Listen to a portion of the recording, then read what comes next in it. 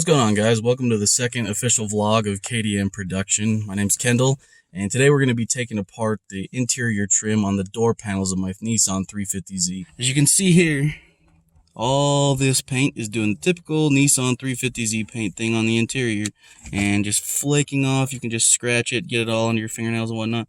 So we're going to take this out. I'm already a little bit started today, so just take the trim, pop it out, and then we're going to sand it down and paint it.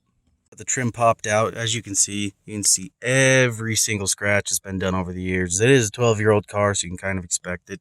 So what we're going to do now is we're going to take these tabs, pry them with a screwdriver just softly so they don't snap, and pop these out just so we don't have to tape over them, so we can get everything painted, even down there in the grooves. Then we're going to get it all good and sanded. Alright, now we got all the buttons out and everything, all the switches and the window control. One thing I found that really helps with that is this little plastic tool you can buy on Amazon. I think it was only like $10, but just search plastic trim removal tool, and this is the easiest way to get these out. You can see you don't tear up any of your leather here, you don't tear up any of your plastic or your paint doing it with these, whereas doing it with a flathead could probably tear some of that stuff up. Alright, now let's move on to this other side. It isn't as bad, but we're still going to do it just because you can see there is some little cracks and chips all over it, so might as well do it while we're doing this one. Now on this side, you just got to kind of really be patient and try and just get under one of these edges from what I've seen online. It's kind of a pain to try and do this without messing up your paint at all.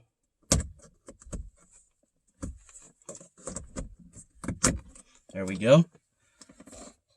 That's that piece off. Now underneath, there's going to be two 10mm bolts in there.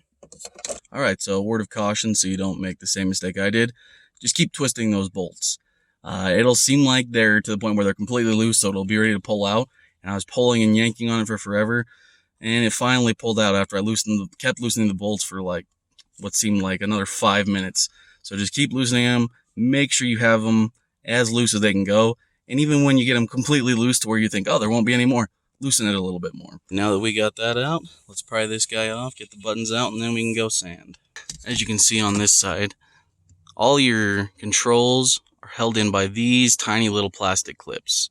So my best advice I can give you is just be really patient and take as much time as you want on these, because you don't want to break it and have to, either have loose controls or have to go and find a new piece like this. So just be patient, take your time, it'll eventually come out.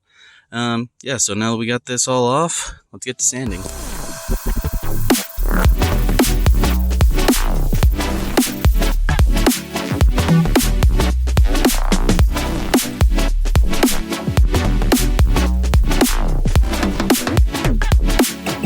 Alright, that's the appearance you're looking for. A nice dull color all the way across. Even though there's still some black like up in here, you just want a nice dull color after you go with the finer sandpaper, just to give a good adhesion to the paint.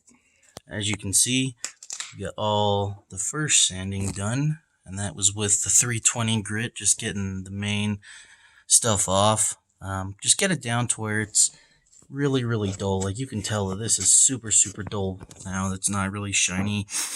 This is the driver's side. Ton more came off on that, clearly, because it gets used every single time getting out of the car. Passenger side, not as much, mostly just the high impact areas.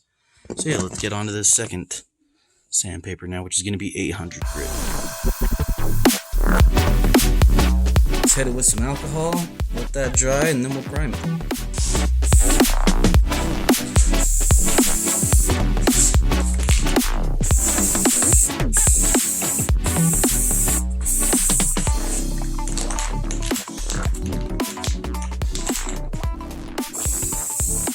Alright, we did about 3 layers of primer, 3 coats I guess you could say, and this is what it looks like now. There's one spot like along this edge where you can see some little divots, but I didn't want to go to the whole process of having to Bondo it and everything, but I'm going to let this dry, grab a snack, maybe some lunch, and then come out and finish with a coat of paint.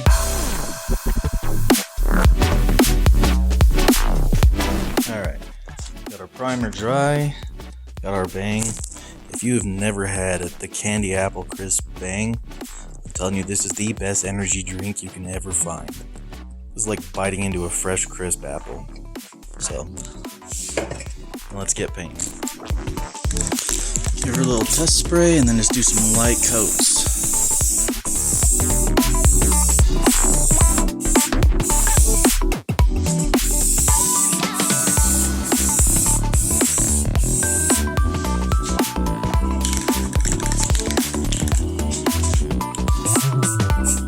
So this is what we're ending up with. We got our driver's side here on the left, passenger here on the right, and that's the finished product. It's pretty shiny, so I think it was like three or four layers of black paint, 2 layers of clear coat.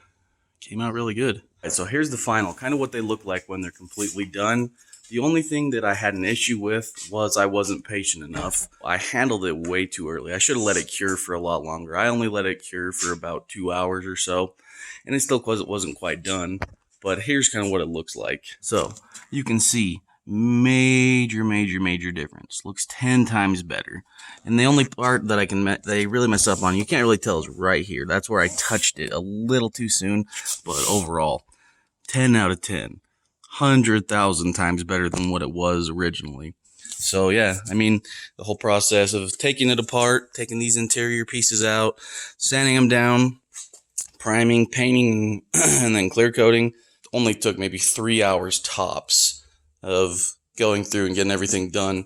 But before I actually put them in, I waited about 24 hours after I touched it and realized the paint wasn't fully cured. So yeah, go ahead and do it on your own.